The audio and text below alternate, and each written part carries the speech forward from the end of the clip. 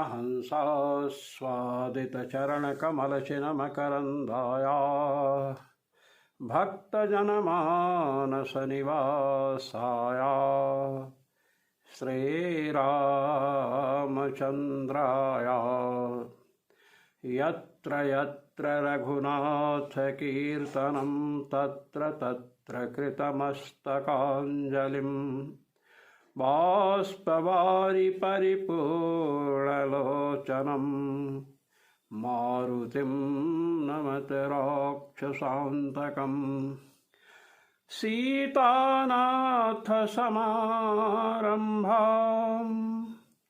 रामानन्दार्यमध्यमाम् अस्मदाचार्यपर्यन्तां वन्दे गुरुपरम्परां वन्दे गुरुपरम्परां। सर्वेश्वर श्री रघुनाथो विजयते तराम। आज हम ब्रह्मसूत्र के शब्द इति चेन्नातः प्रभवात प्रत्यक्षानुमानाभ्याम प्रथम अध्याय के तृतीय पाद के 28वें सूत्र पर भगवत पाद श्री स्वामी रामानंदाचार्य जी महाराज के द्वारा आनंद भाष्य में जो व्याख्यान किया जा रहा है उस पर घटपट आदि शब्दों की शक्ति किसमें है इस पर विचार करेंगे। कहते हैं अतः प्रभवात। प्रश्न पहले यह उठा कि यदि इंद्रादि देवताओं का आप शरीर मानते हैं तो शरीर नष्ट होता है, शरीर जन्म लेता है, तो जन्म लेने के पहले इंद्रादि देवता नहीं हैं, और जब उनका मरण हो जाएगा उसके बाद भी इंद्रादि देवता नहीं रहेंगे। तो वेदों के जो शब्द हैं वेद नित्य हैं। वेदों के शब्द का उनके अर्थ के साथ जो संबंध है वह नित्य संबंध है।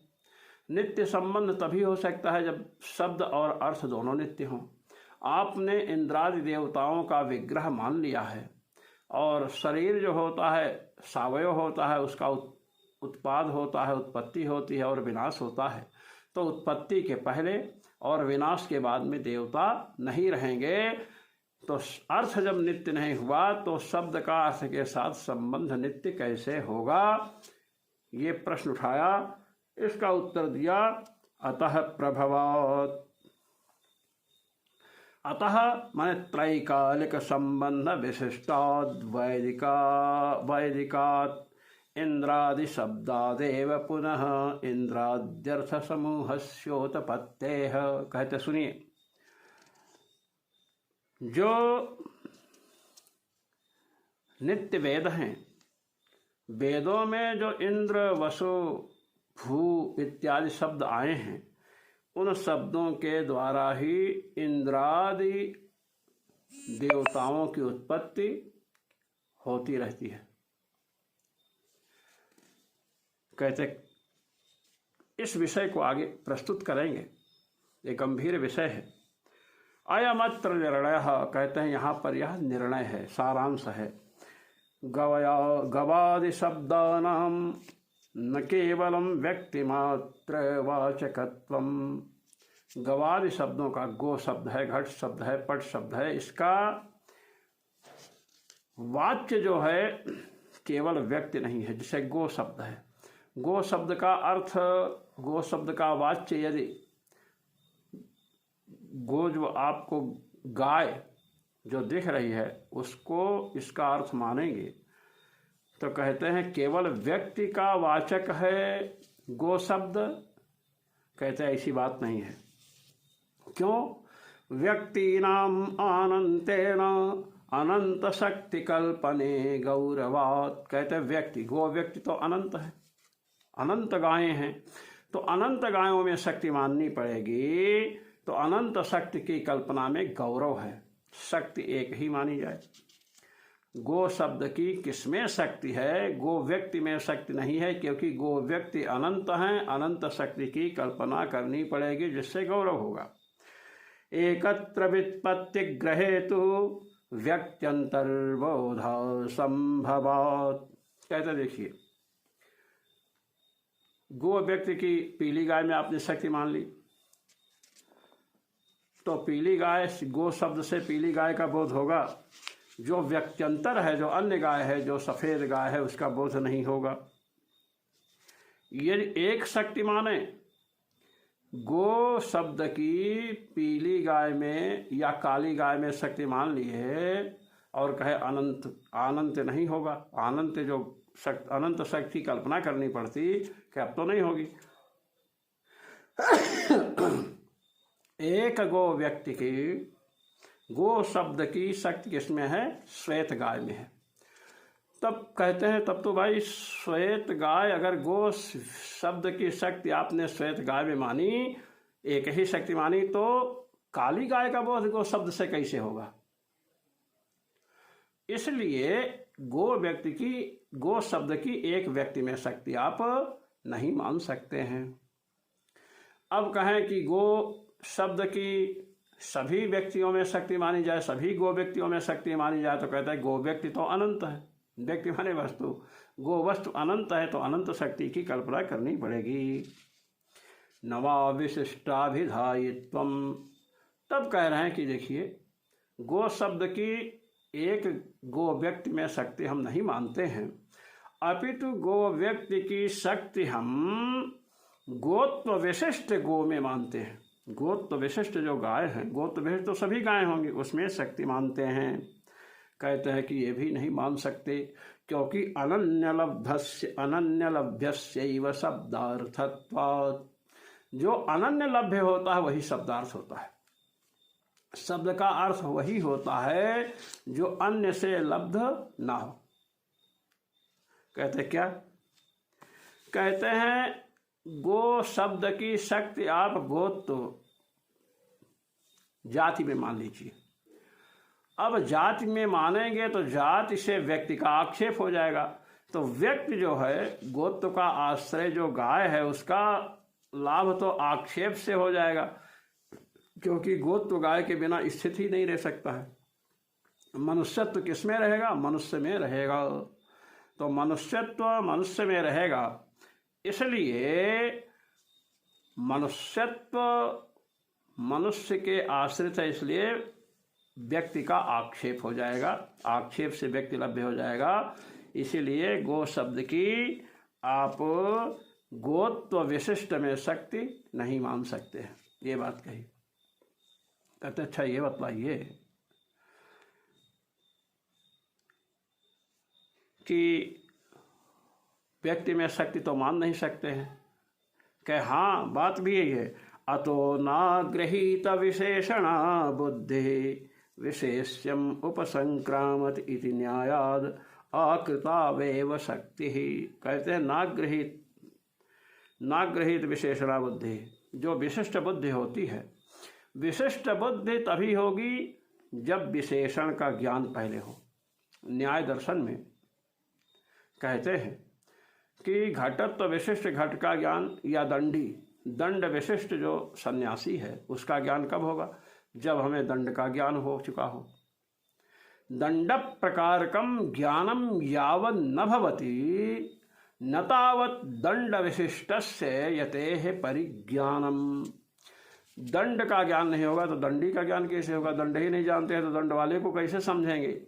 इसलिए कह रहे हैं कि अग्रहीत विशेषणा बुद्धि, यदि विशेषण का ग्रहण नहीं हुआ, जो धर्म है उसका ग्रहण नहीं हुआ, तो जो विशेष्य है उसमें बुद्धि जाएगी ही नहीं।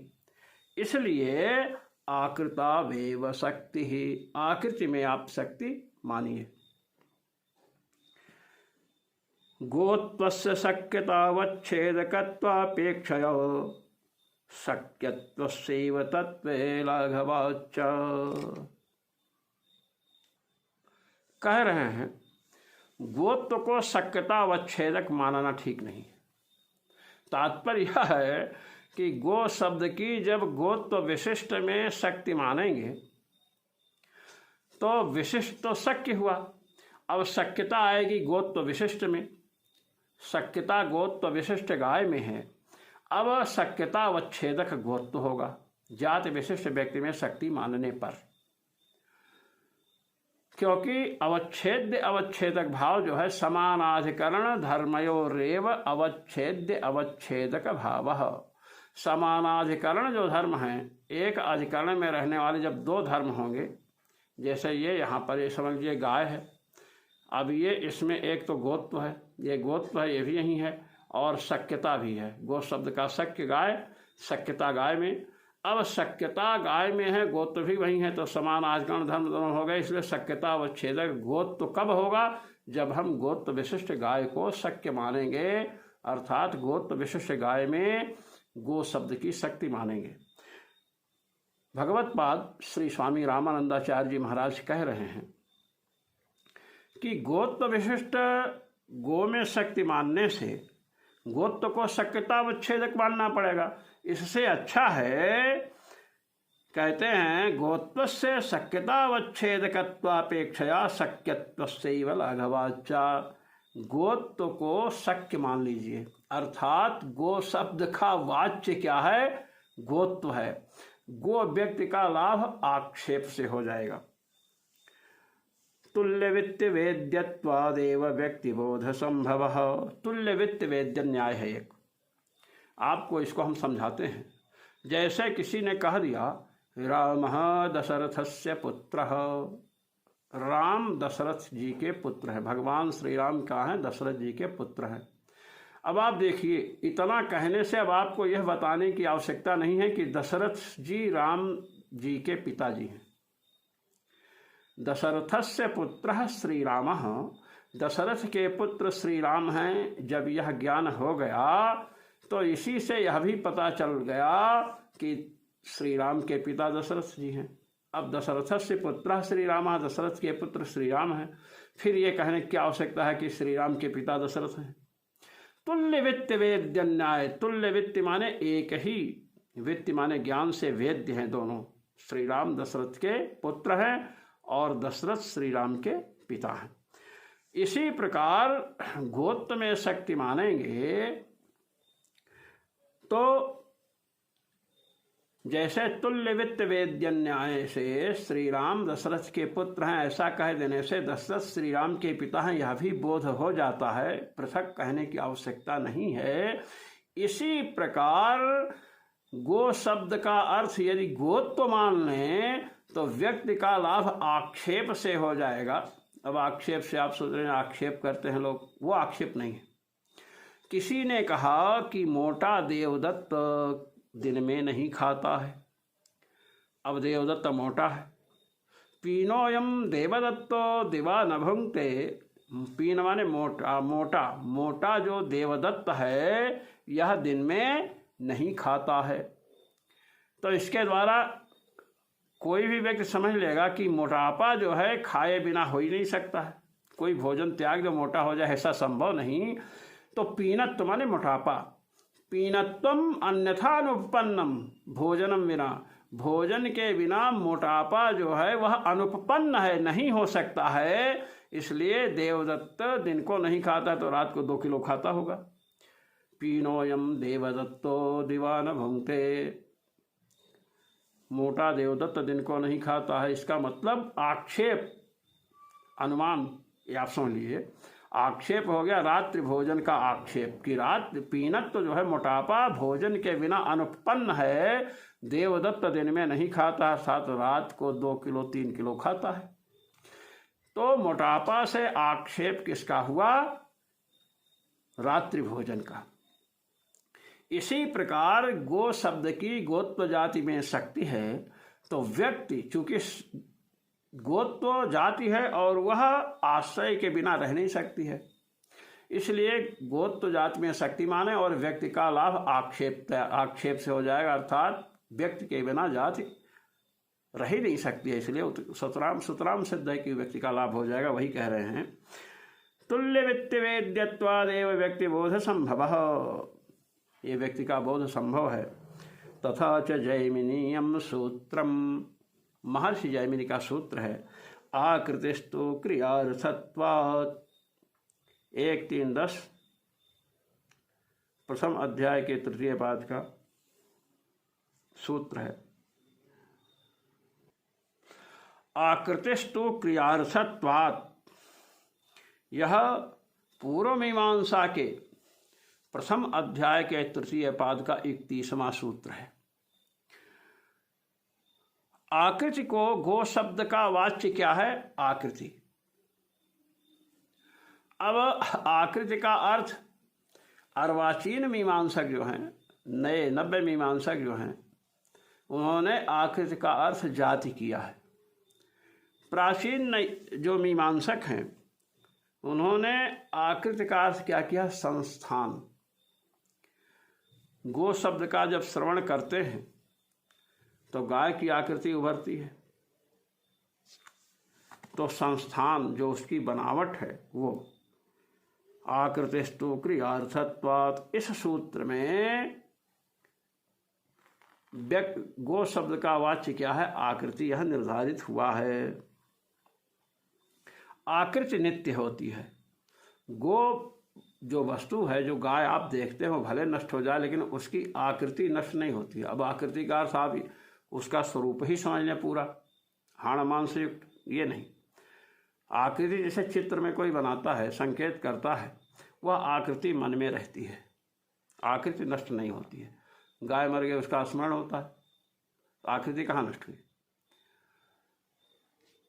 एवं स्थिते चेन्द्रादि रूपार्थानाम उत्पत्तिमत्वेपि न वैदिकेन्द्रादि शब्दानाम अनित्यत्वम। अब आकृति क्रियार्थत्वात्, इस विषय में बहुत शास्त्रार्थ है। और कहाँ पर आकृति, अगर आकृति का अर्थ जाति मानेंगे तो ब्रीहीन प्रोक्षत, ब्रीह का प्रोक्षण, तो प्रोक्षण जाति का तो नहीं होगा, तो उसके द्वारा लभ्य आश्रयतया लभ्य जो बृहत्व जाति का आश्रय जो ब्रीही है उसका ग्रहण होगा। इस प्रकार कार्य चलाते हैं। कहते इस प्रकार इंद्रादि रूप जो अर्थ, इंद्र शब्द का वाच्य क्या है? इंद्र रूपी जो शरीर है, ये नहीं है। इंद्र शब्द का वाच्य इंद्र जो शरीर है उसकी आकृति है, आकृति नित्य है। एवं स्थिते च इंद्रादि रूपार्थानाम उत्पत्तिमत्वेपि न वैदिके इंद्रादि शब्दानाम अनित्यत्वम। वैदिक जो इंद्रादि शब्द हैं वे अनित्य नहीं होंगे। क्यों? क्योंकि इंद्र शब्द का वाच्य मैंने शरीर नहीं माना है। इंद्र शब्द का वाच्य मैंने जो इंद्र का शरीर है उसकी आकृति को माना।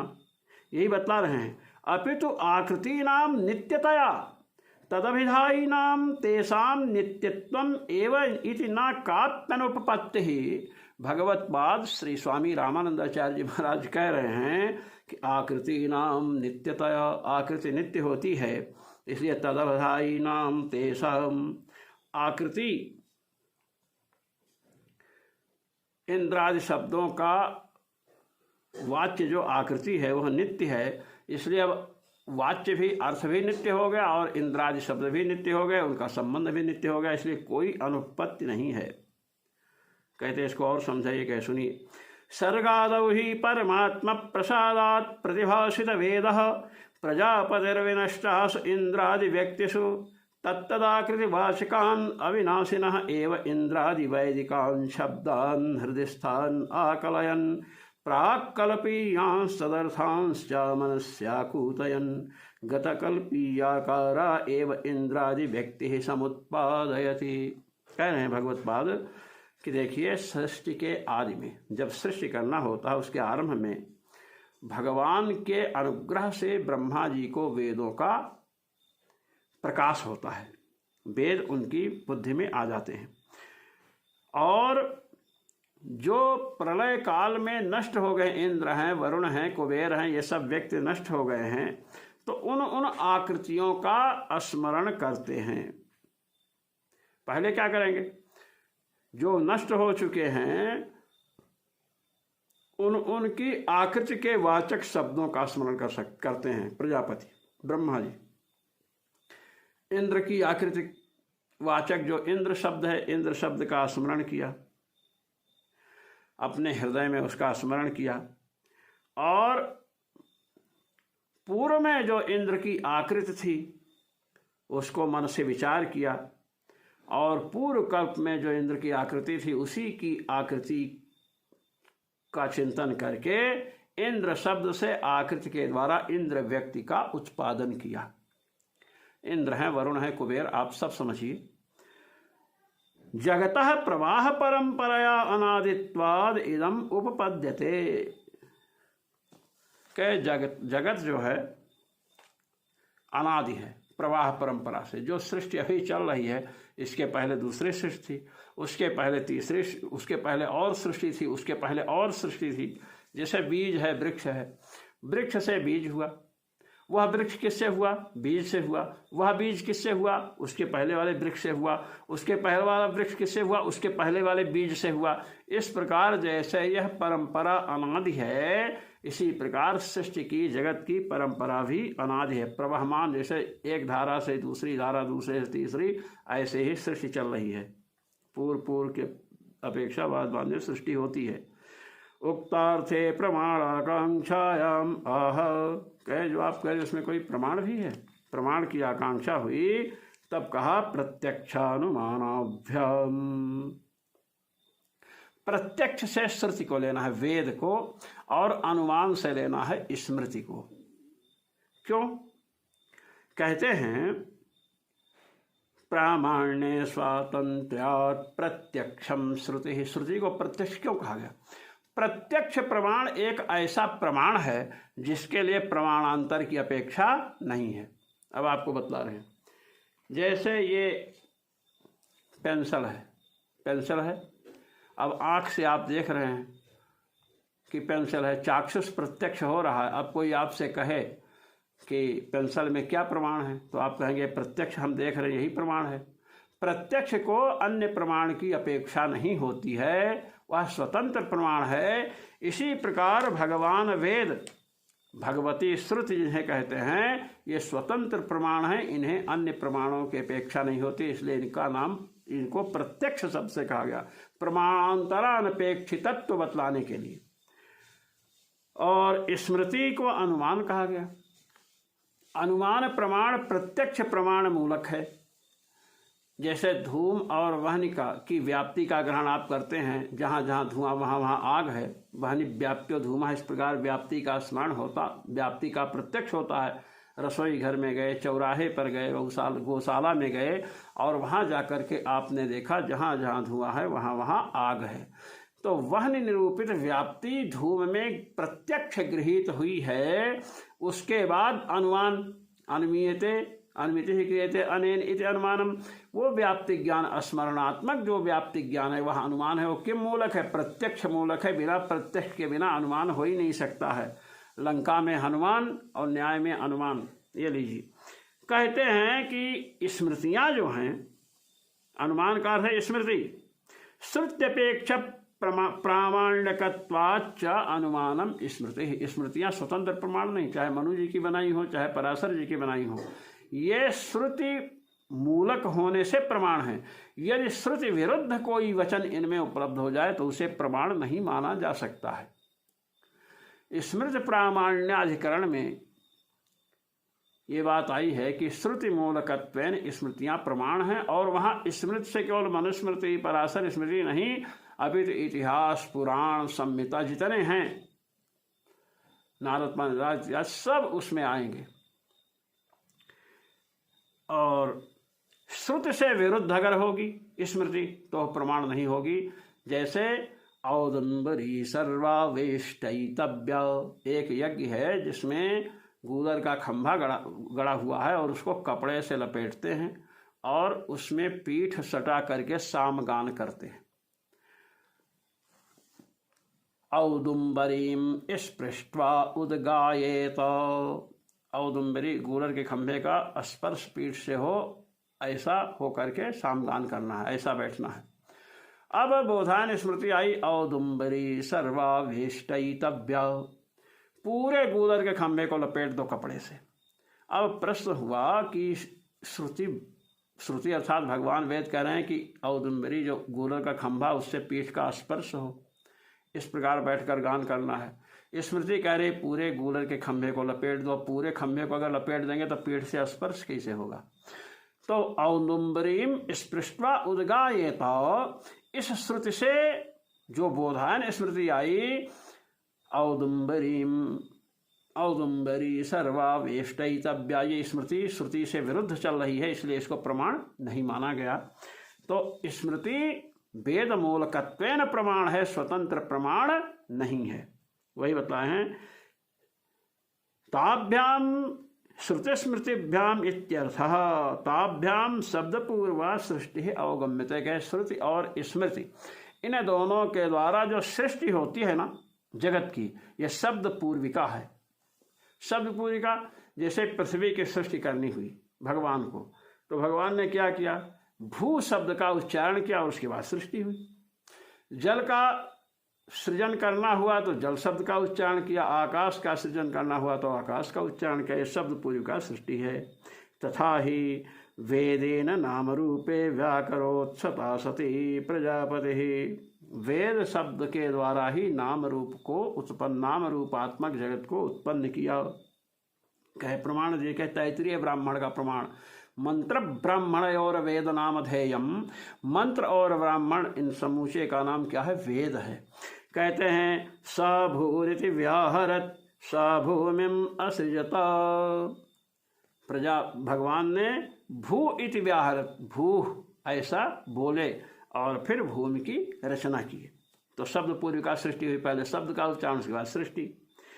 एते असृगमिन्दवस्तिरः पवित्रमासवः विश्वान्नभिसौभगे इत्येतन्मन्त्रस्थपदैः स्मारं ब्रह्मा देवादीन् असृजत। कहते हैं ये प्रमाण दिया, एते असृगमिन्दवस्तिरः पवित्रमासवः, कह ये मंत्रस्थ जो पद हैं उनका स्मरण करते हुए, पदों का स्मरण करते हुए उन वस्तुओं का सृजन भगवान ब्रह्मा ने किया। तथा चेयम श्रुति ही, कहे श्रुति है, एत इति वै प्रजापतिर्देवानाम असृजत सृगमिति मनुष्यारिन्दव इति पितृंस्थिरः पवित्रमिति ग्रहणासव इति स्तोत्रं विश्वानीति शस्त्रमभिसौभगेत्यन्याः प्रजा इति तथा स मनसा वाचं मिथुनं समभवत।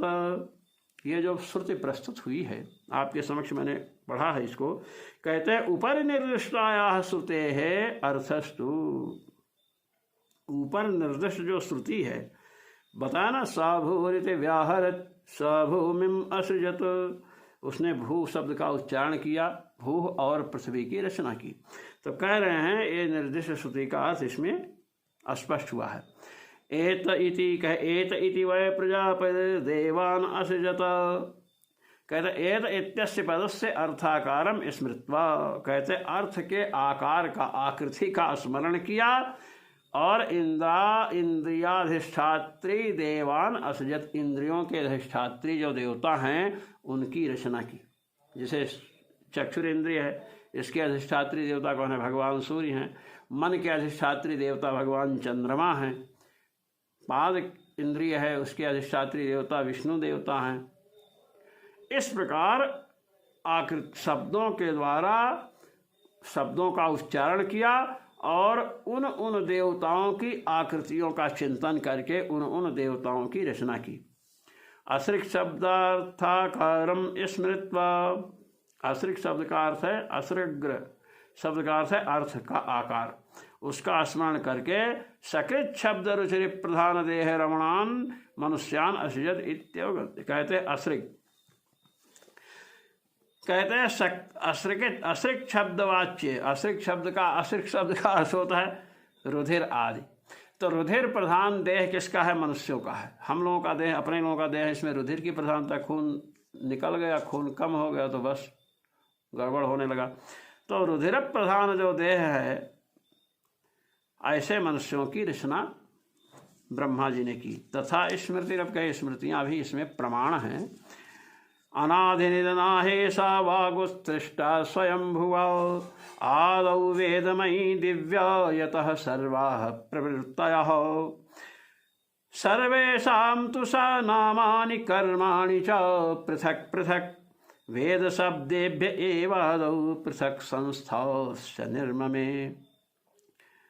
अब देखिए, नाम रूपम च भूतानां कृत्यानां च प्रवर्तनम वेद शब्देभ्य एवादौ देवादीनां चकार सह। ये विष्णु पुराण का वाक्य है। नाम रूपम च भूतानां, प्राणियों के नाम और रूप, कृत्यानां च प्रवर्तनम, कार्यों में प्रवृत्ति, ये सब कैसे? वेद, जो भगवान वेद हैं उनके शब्द को लिया, मनुष्य शब्द को लिया, मनुष्य शब्द का उच्चारण किया, मनुष्यों की आकृति मन में रखी और मनुष्य शरीर का निर्माण कर दिया। पूर्वं वैदिकान एव शौर्यं चरु निर्वपेत, शौर्यं चरुम निर्वपेत आग्नेयम अष्टाकपालम निर्वपते सारस्वतं चरुम खादिरो यूपो भवति इत्यादि शब्दान् संस्मृत्य नामरूपकृत्यानि कृतवान् प्रजापतिः इत्यादिरर्थः। कहते हैं, देखिए, शौर्यम चरुम निर्वपेत, ये विधिवाक्य है।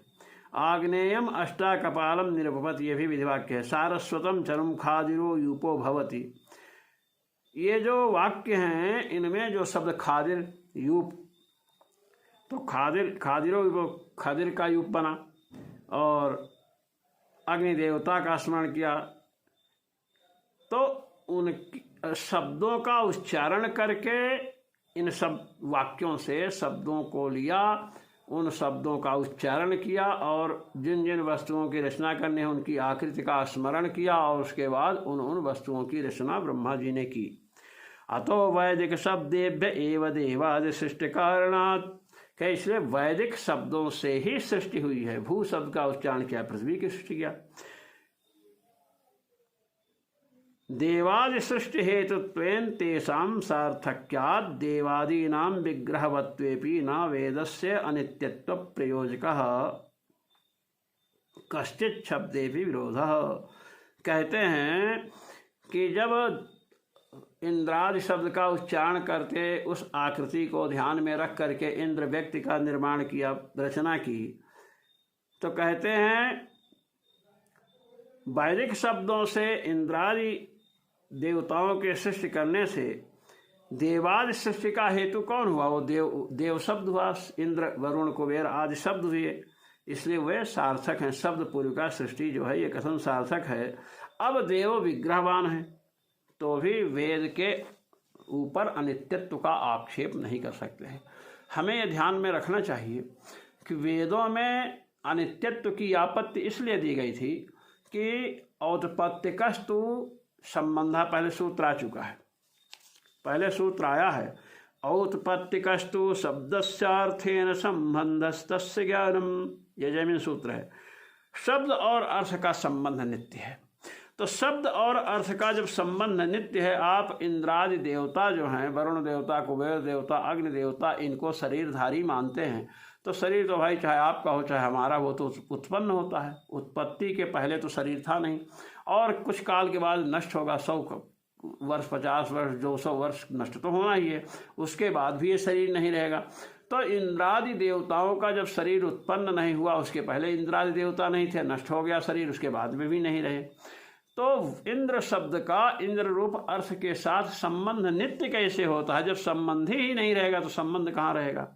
तो इन्होंने बतलाया कि ऐसा है कि इंद्रादि भले नष्ट हो जाएं, लेकिन वैदिक शब्द से पुनः इंद्र रूपी अर्थ की, इंद्र शब्द का उच्चारण करते, जब इंद्र नष्ट हो गया तो पुनः इंद्र शब्द का उच्चारण किया और इंद्र शब्द का उच्चारण किया, उसके बाद उस आकृति को ध्यान में रख करके दूसरे इंद्र की रचना कर दिया।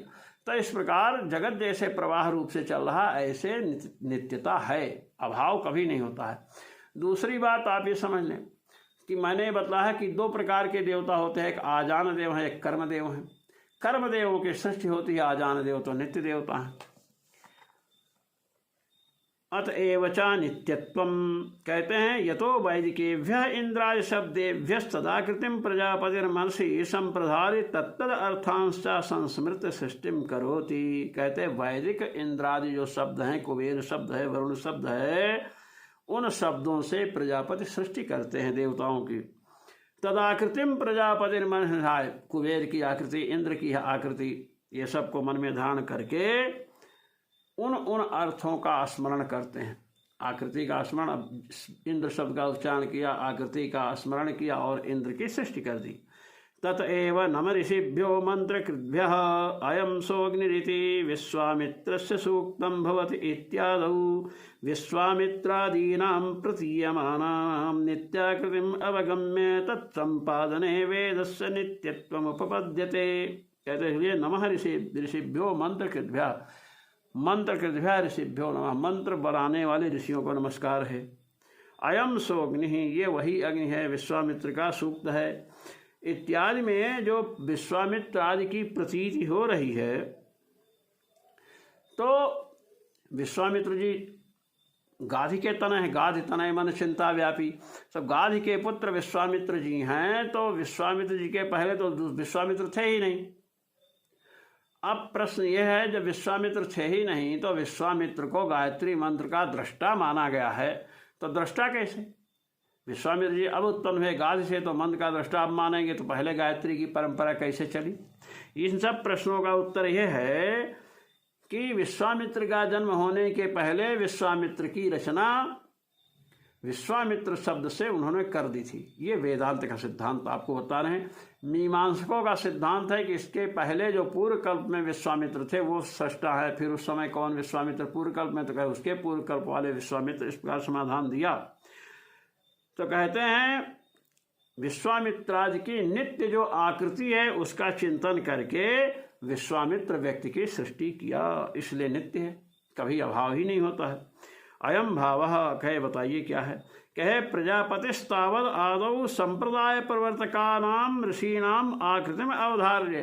कहे प्रजापति ब्रह्मा ने संप्रदायों के जो प्रवर्तक हैं, बड़े बड़े संप्रदाय हैं, संप्रदाय और वेद पर्यायवाची शब्द है, आम्नाय और संप्रदाय पर्यायवाची शब्द है, अमरकोश में आया है सब वर्णन। तो कहते हैं संप्रदाय प्रवर्तक जो ऋषि हैं उनकी आकृति का निर्णय किया, निश्चय किया।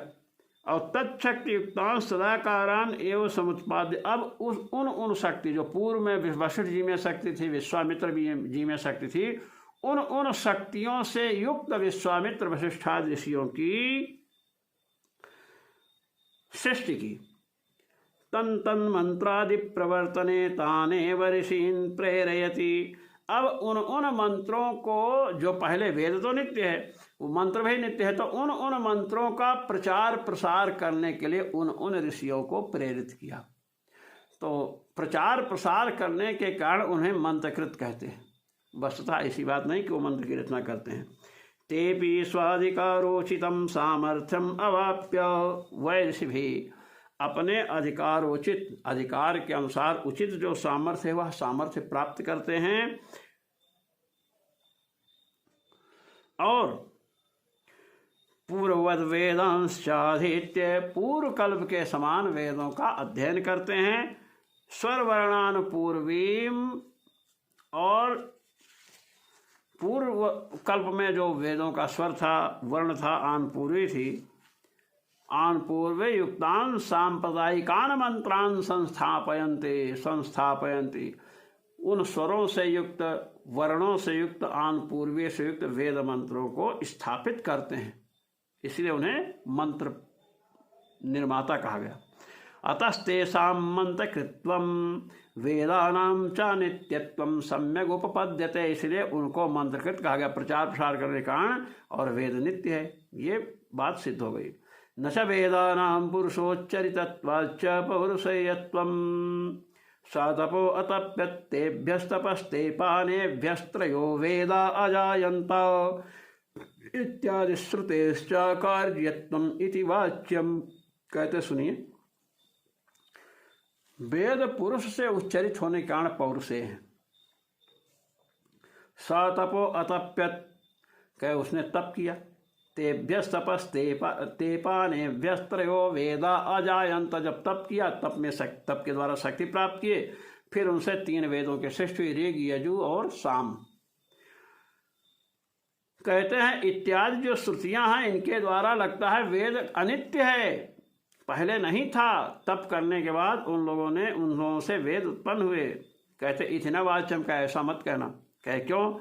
न केवलम पुरुषोच्चरितत्व मात्रेण पौरुषेयत्वम, कहे पुरुष से उच्चरित होने के कारण ही उसे पौरुषेय मान लिया जाए, किसी शब्द को पुरुष से उच्चरित होने के कारण पौरुषेय माना जाए, ऐसी बात नहीं है।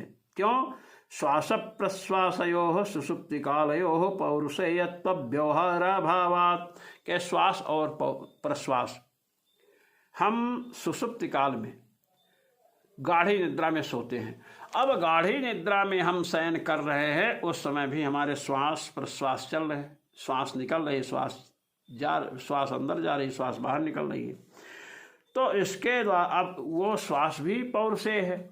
अगर पुरुषोच्चरितत्वम पौरुषेयत्वम, पुरुष से जो उच्चरित है वह पौरुषेय है, तो श्वास का उच्चारण थोड़ा होता है, श्वास में पौरुषेयत्व का व्यवहार नहीं हो पाएगा। इसलिए पुरुषोच्चरितत्व मात्र को पौरुषेय मत कहिए। किंतु प्रज्ञानपूर्वकत्वेनैव तत्त्वं वाच्यम, ज्ञानपूर्वक जो पुरुष के द्वारा उच्चरित है, प्रज्ञानपूर्वकत्वेनैव तत्त्वं, प्रज्ञानपूर्वक जो कार्य किया जाए वही पौरुषेय है, ज्ञानपूर्वक। कहते वेदास्तो निःश्वासवद एव अस्य परमात्मनः सकाशात् प्रादुर्भवन्ति, कहे वेद जो है भगवान वेद, ऋग यजु साम अथर्व, भगवान वेद जैसे निःश्वास है, जाकी सहज श्वास श्रुति छारी, सो हरि पढ़ यह कौतुक भारी। जैसे श्वास सहज ही निकलता है, बाहर निकलता है, अंदर जाता है, ऐसे ही परमात्मा के द्वारा वेदों का प्रादुर्भाव होता है, वेद प्रकट होते हैं। तथा च श्रुति के हम प्रमाण दे रहे हैं वेद का। अस्य महतो भूतस्य निःश्वसितम् एतद् यद् ऋग्वेदो यजुर्वेदः इत्यादि रीति, ये प्रमाण है। अस्य महतो भूत है, जो महान परमात्मा हैं उनके निःश्वास के समान ऋग्वेद यजुर्वेद सामवेद हैं, अर्थात अनायास इनसे उत्पन्न प्रकट होते हैं। तथा च अनायासादेव तेषां प्रादुर्भवान् न पौरुषेयत्वं न वा कार्यत्वं, तो अनायास ही परमात्मा से प्रकट होते, जैसे श्वास सहज ही चलती रहती है, ऐसे सहजतया वेद प्रकट होते हैं। इसलिए उन्हें न तो पौरुषेय कह सकते हैं और न कार्य कह सकते हैं। वाच विरूप नित्यया, तैतृय संहिता में कहा गया है, नित्य बताया गया वेदवाणी को। इति श्रुत्या च नित्यत्वस्य अस्पष्टम अभिधानात्, इस श्रुति के द्वारा वेद को नित्य कहा गया है। स्पष्टीकृतम चैतत्पूर्वतंत्रे उक्तम तु शब्द पूर्वत्वम, जैमिन सूत्र में 1:29 प्रथम अध्याय के प्रथम पाद का 29वां सूत्र का, यहाँ पर पूर्वतंत्र माने पूर्व मीमांसा में यह बात स्पष्ट की गई है, स्पष्ट कर दी गई। एतच्च तत एव अवगंतव्यम, एतच्च तत एव ततः एव अवगंतव्यम, अतो अत्र संक्षेपः, कि ये सब बातें आप पूर्व मीमांसा से समझने का प्रयास कीजिए। हम वेदांत सूत्रों का व्याख्यान करने बैठे हैं, पूर्व मीमांसा पर अगर लेखनी चलाएंगे तो वेदांत का व्याख्यान कौन करेगा? पूर्व मीमांसा 12 अध्याय में है, उत्तर मीमांसा 4 अध्याय में है, जो वस्तु व्याख्यात हो चुकी है उसमें हम परिश्रम नहीं करेंगे। इस प्रकार भगवतपाद श्री स्वामी रामानंदाचार्य जी महाराज ने कहा, जो पाठ में उपस्थित होते हैं, पाठ का श्रवण करते हैं, मनन करते हैं, उन सबको भगवान श्री सर्वेश्वर रघुनाथ जी की तरफ से धन्यवाद, शुभकामनाएं। ओम पूर्णमदः पूर्णमिदं पूर्णात् पूर्णमुदच्यते पूर्णस्य पूर्णमादाय पूर्णमेवावशिष्यते। ओम शांतिः शांतिः शांतिः। सर्वेश्वर श्री रघुनाथो विजयते तरम। जय श्री राम।